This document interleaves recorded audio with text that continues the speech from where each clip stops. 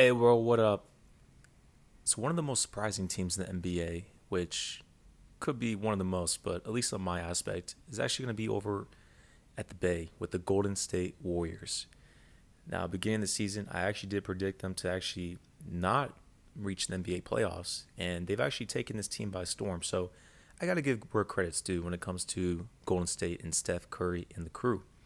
Now, remember in the offseason, we did see the departure of Klay Thompson after he went 0 for 9 in that quote-unquote close-out game, the first game of the play-in tournament against the ninth-seeded Sacramento Kings, to which Sacramento was able to win that game by force. Klay Thompson was not evident in this quote-unquote play-in playoff game, whatever you want to call it. And that led to the departure of him leaving the team, who did not want to come off the bench anymore, who wanted to quote-unquote be praised on a team to where he could start, he can get his shot selection again, and have a new emergence of a new scenario, departing from Draymond Green and Steph Curry. And also throw in there Steve Kerr as well. That left it in a situation to where the Golden State Warriors had to make some moves in the NBA offseason by bringing in Buddy Hield, sharpshooter from Oklahoma, as well as he played with the New Orleans Pelicans, the Sacramento Kings, the Philadelphia 76ers, now with the Golden State Warriors. Also bringing in on their side was Kyle Anderson. I believe D'Anthony Melton was brand new on this team as well. Lindy Waters III, and as well as an emergence from the young guys as well. So this is a new scenario within this team. The only question marks there have been is them quote unquote bringing in that true big on their team, which is still to be determined if they can make some moves within the NBA season. But the Golden State Warriors are sitting at a 10-3 record, second in the Western Conference, falling right behind the Oklahoma City Thunder. Now, what's surprising within this team as well as, even though Steph Curry has missed a couple games, the Warriors have still been able to hold down their own. This team is usually around 11 to 12 deep by Steve Kerr implementing that quote-unquote Greg Popovich team aspect. And it's leading everyone to pretty much fulfill their roles of who's coming off the bench and who's starting. Now, Jonathan Kuminga has been coming off the bench, who's been excellent within those matters. Even with Kevon Looney, who even started in the NBA championship in 2022, but has been coming off the bench. So this team has the chemistry. They have the roles. They understand where they're supposed to be. And they're going along within that ride. And that's led to an emergence of Steph and Curry, who's sitting at 36 years of old within this team. Now the question mark remains, can the Golden State Warriors keep this up? Can there be any other moves? As well as, are they going to represent the Western Conference this potential season in the NBA parity? For the last 3 to 4 years, it's been a parity out there. It's not predictable as it once used to be within the last decade, and which is a good thing as of right now. But we're here on NBA on the countdown, which whenever FS1 finally gets off football and back into the NBA aspect, I'll switch more back into first things first, maybe even speak for yourself and whatnot. But we'll stick here for right now, all right? Perkins, Richard Jefferson. I know we have seen every single thing coming that has happened in the first 3 weeks of the NBA season. Every single thing. We called all of it. But, Perk, if there was one thing that surprised you the most, what would it be? Steve Kerr coaching, right? And I've been very critical of Steve Kerr in the past as far as his coaching because we know the talent level that he has around him. But when you look at the Golden State Warriors. You want to know what the biggest surprise of the NBA season so far? That Dwayne Wade statue they got over there looking like 2006 Antoine Walker. And the guy was a Neo from the Matrix. That was just abysmal. That's horrible. And I don't know how you can have NBA legends or just sports legends in general just having these abysmal statues that don't even look like them. Nah. Where they are right now in the NBA, they're 9-2. It's a three-way tie, I guess you could call it, for first place in the West. This team has shocked me, right? And I've become a fan of them on both sides of the basketball. One, he has a different type of recipe of a 13-man rotation that has shocked the league and is working, athletic wings, and he's getting the best out of his players, especially a guy like Buddy Hield. Yeah, absolutely agree. I think Buddy has been sensational. I don't know if you guys noticed, like, when it comes to the second half, Buddy Hield is finally getting the looks that he needs within these besides from these other NBA teams. Being with New Orleans, I mean, all eyes were on him, Anthony Davis within the crew, and then with Sacramento. But now he's finally have the looks to play off that Steve Kerr motion offense, coming off screens, elevator screens. And while everyone's focused on Steph Curry and you're around 12 to 13 deep, these guys are going to have the looks that they need and the urgency and as well as the energy. So kudos to that, because Buddy Hield this season is giving around 17 points a game. But not only that for that side, he's shooting around 46% from the three-point range. Better than Steph Curry this season. And sitting on top of somewhere in the NBA, around up there. I know also on the Golden State Warriors that D'Anthony Melton,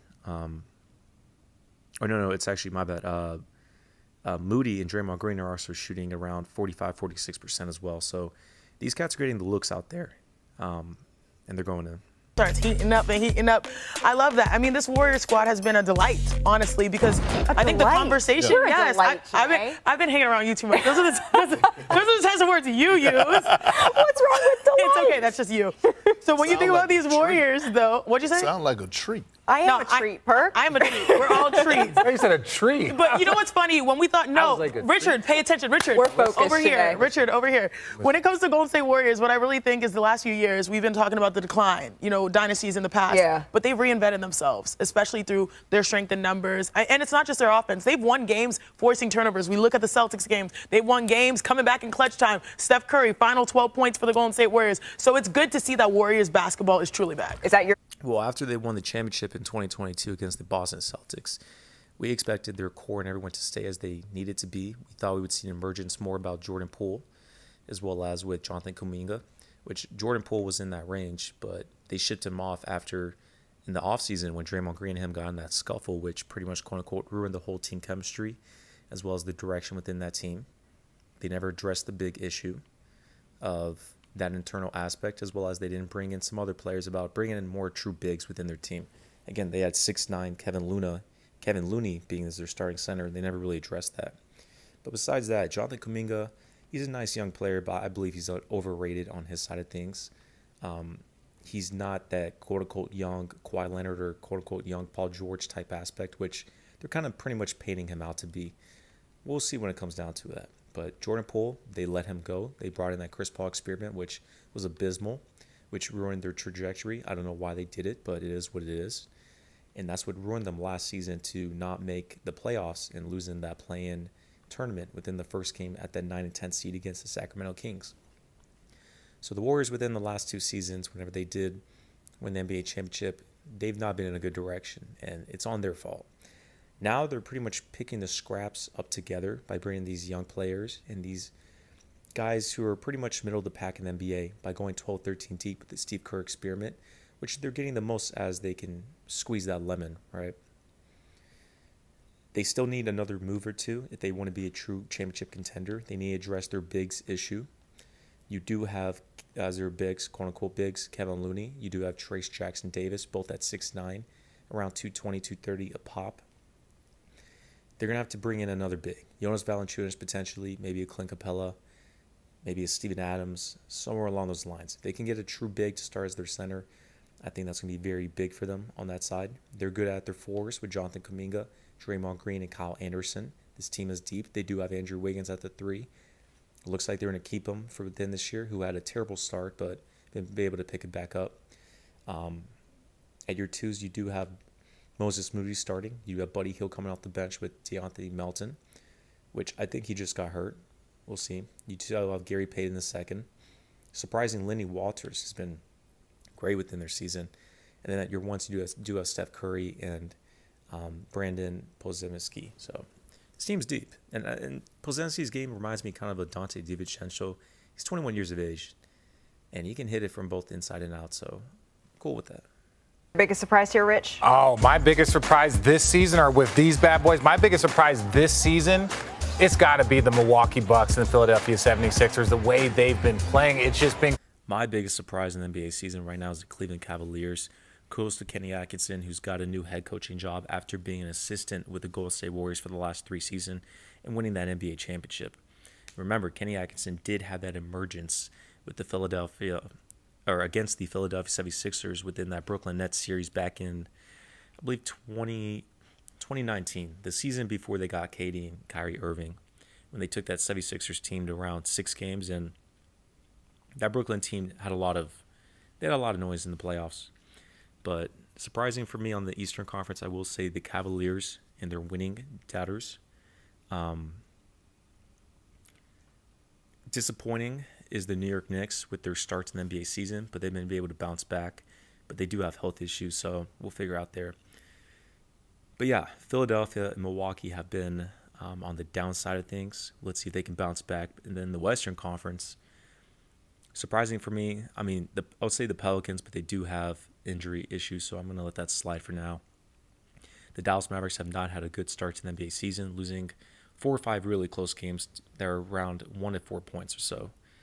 And then surprising in a really good way, I would say the Warriors as well as the LA Lakers on that side. And even when the Phoenix Suns were healthy, they were at around a 9-1 record. Somewhere along those matters, but yeah. Confusing because obviously you could look at Philly and say, okay, well, they've had a ton of injuries, right? And there's been all the drama before. You look at Milwaukee, they've been primarily healthy. Yes, you can say Chris Middleton has been out and he's a huge piece to what they do. But ultimately, they've also had their 2 best top 75 players of all time. One you would say is in the middle of his prime. Another one is still in his prime, maybe in the latter. That doesn't matter. I said beginning of the season that the Milwaukee Bucks will at least finish around a 6 seed or so. And even though you do have a pairing of Damian Lillard and Giannis Antetokounmpo, that is irrelevant because, number one, Damian Lillard does not want to be in that environment. Number two, the coaching staff is abysmal with Doc Rivers and Darvin Ham within there. Number three, you have a bunch of old veterans who are on a 1-year deal. You have around 10 of them on the team that are pretty much most likely coming off the bench or starting as a Taurean Prince, and they're pretty much going to leave in free agency. This team is going to blow it up the NBA season. They're not winning a championship. They're not representing the East. But I didn't expect them to be this low in the standings. So for them to be off to the start that they are on, I think that has been the biggest shock, right? You know that they have pedigree coaches. You have Doc Rivers. You have Nick Nurse. You have so much there. And for some reason, they're off to a historically slow start for teams of that. Well, Philadelphia is in that situation. We all know Joel Embiid's only played 1 game this season. Now there's been a report today that Tyrese Maxey called him out in the locker room because Embiid's been late to practices, events, so on and so forth. So it's shaky there in Philadelphia. There's no true quote-unquote leadership. We already know Paul George is not that quote-unquote leader. He's been hurt as well. And Nick Nurse right now is being fragile with this team. Caliber. Well, I agree with you on one of them, the Bucks, not the 76ers. They got a lot of things that they need to figure out health-wise, planning-wise, all across the board, internal issues, in my opinion. When you talk about the Bucks, though, you're right, and especially when you look at the numbers that Dame and Giannis been putting up. They've been putting up great numbers. Giannis leading the league in scoring. That's what I'm saying. Yeah. And you have a losing record, and you can't find ways to pull out games. And still, with these big numbers that these two are putting up, I still watch these games and wonder, when are they going to develop a chemistry? Right? We always talk about when you have a big and you have a small, that chemistry should be there, whether that's in the pick and roll, dribble, handoff, anything to that nature is not there. Okay, I have a little bit of easy trivia. What's the only team that you two both have played for? The Cavs. Thank you. How are we not surprised at the undefeated team? I know nothing. I know nothing about his basketball. Like I said before, the Cavs are a surprise team. They resemble the 2014-2015 Atlanta Hawks. I pretty much expect the Cavaliers to be a second-round team this season, maybe even represent or go be in the Eastern Conference Finals to pretty much play against the Boston Celtics. I still have to see how the New York Knicks still develop within that. But no, I mean, I don't expect the Cavs to win a championship. Could they potentially represent the East? Sure. But I always said before the season that no one in the East is winning an NBA championship. It's going to go over to the Western Conference for the 2025 NBA season. Now, that could go towards maybe in the Oklahoma City Thunder, the Dallas Mavericks, the Nuggets, the Wolves, etc., etc. We'll see. It's early in the season. It's been around 12 or 13 games, but we'll see what's in there. But overall, the Golden State Warriors are on a hot start to the NBA season. Let's see if they can make another move or two and see if they can keep this consistency. I do expect this consistency as they're 12 to 13 deep, so injuries have not shown to be a problem on their side. Let alone if someone's injured. They have the guys who can plug in those holes. But we'll figure out more within there, all right?